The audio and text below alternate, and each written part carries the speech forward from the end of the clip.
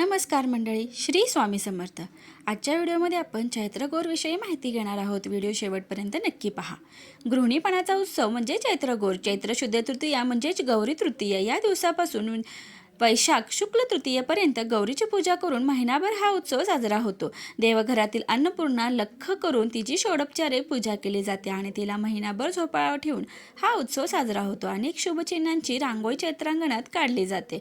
गौरी अन्नपूर्णा कशी झाली याची सुंदर कथा पुराणात येते। गौरी ही भौतिक समृद्धीची देवता, अन्नधान्य, वात्सल्य, धन संपत्ती, सौंदर्य, मांगल्य, कौटुंबिक सुख हे सारं काही तिचीच कृपा।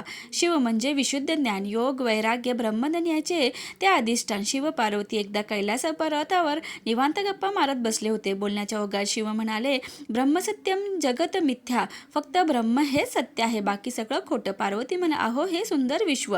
शिव म्हणाले, साफ खोटं, आभासी आहे हे। विश्वातील सौंदर्य, मांगल्य, नातीगोती तेही असत्यच। बरं मग आपण खातो ते अन्न तरी तेही खोटं, असत्य, आभासीच, फक्त ब्रह्मतत्वच सत्य झालं। गौरी देवींना आला थोडा राग। त्या म्हणाल्या, बरं तुमचं ज्ञान वैराग्याचं खरं, बाकी सगळं आभासी ना। या क्षणी मी अंतर होते। गौरी देवी गुप्त होता, जगातले मांगल्य लोपले, नात्यांचा कुडवा उडाला, घराचे घरपण हरपले, सात्विक सौंदर्य विरले आणि मुख्य म्हणजे जगातले सगळे अन्नधान्य सुद्धा अकस्मात संपले। शिवाने वाटले, हरकत नाही, या वाचून जगाचे काही बिघडत नाही, पण थोड्याच वेळात संपूर्ण जगातले देव, मानव, ऋषी, पशु, पक्षी सारे प्राणी मात्र भुकेले होऊन शिवांपाशी आले। महादेव म्हणाले, थांबा, तुम्हाला जरा ज्ञान देतो, पण भुकेल्या पोटी कसलं ब्रह्म आणि कसलं ज्ञान? आधी अन्न द्या, मग पुढचं बोला। पण अन्न आणायचे कुठून? कोणीतरी सांगितलं, संपूर्ण विश्वात फक्त काशी नगरीत एक घर आहे, तिथेच अन्न उपलब्ध आहे। सगळ्या प्राणीमात्रांच्या वतीने शिवयाचक म्हणून तिथे भिक्षा मागायला गेले। ओम भवती भिक्षा देही, आतून एका गृहिणीचा नाजूक आवाज आला, महादेवा भिक्षेत काय देऊ, ज्ञान की वैराग्य? महादेवांनी पाहिलं, आत सुवर्ण सिंहासनी साक्षात पार्वती बसली आहे। मांगल्य लेवून, पावित्र पांघरून, समृद्धीचे अलंकार घालून आणि तिच्या हातात आहे अन्नाचे अक्षय पात्र। वात्सल्याच्या पळीने ती प्रत्येक जीवाला अन्न देऊन तृप्त करते आहे। प्रपंचाशिवाय परमार्थ, प्रवृत्ती वाचून निवृत्ती, शक्ती विना शिव अपूर्णच आहेत। हा साक्षात्कार शिवांना झाला। शिव म्हणाले, ज्ञान वैराग्य प्राप्त होण्यासाठी आधी शरीरात शक्ती आणि मनात शांती हवी, त्यासाठी सकस अन्न हवे। अन्न हे पूर्ण ब्रह्म, त्याचीच भिक्षा द्या। ज्ञान वैराग्य सिद्धार्थ भिक्षा देहीच पार्वती। पार्वती हसली, तिने आनंदाने शिवांना भोजन दिले। शिव तृप्त होता, जगातले सगळे जीव देखील तृप्त झाले। त्या तृप्त अंतःकरणाने महादेव म्हणाले, तू सदाशिवला सुद्धा पूर्ण करणारी सदापूर्णा आहेस, जगाची आई बनून अन्न पुरवणारी तू अन्नपूर्णा आहेस। साध्या गृहिणीच्या रूपातील ती शंकराची प्राणवल्लभा अन्नपूर्णा म्हणून विख्यात झाली।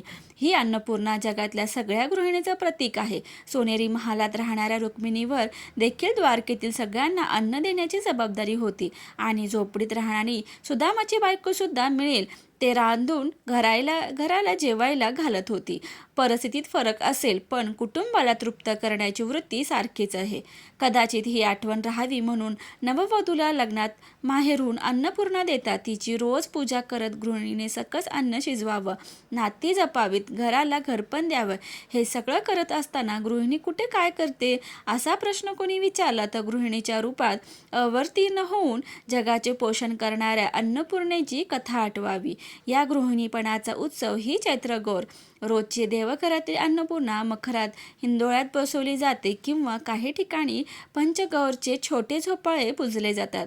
त्यात मध्यभागी ही गौरी आणि सभोवताली तिचा परिवार, शिव, गणेश, नंदी वगैरे। गृहिणी हीच घराचा केंद्रबिंदू आहे, हे यातून बिंबवलं जातं। स्वयंपंचानन पुत्रो गजानन षडाननो दिगंबर कथ जीवेदन्नपूर्णा न चेदगृहे।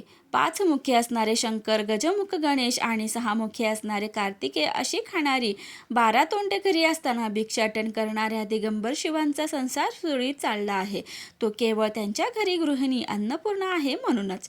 शिवापासून ते जगभरातल्या सगळ्यांचे संसार ज्यांच्यामुळे सुरळीत चालले आहेत अशा गृहिणीच्या रूपात असणाऱ्या अन्नपूर्णेला नमन।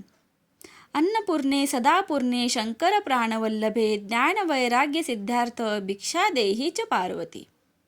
हर हर महादेव। जय पार्वती माता। माहिती आवडल्यास व्हिडिओला लाईक, शेअर आणि सबस्क्राईब करायला विसरू नका। धन्यवाद।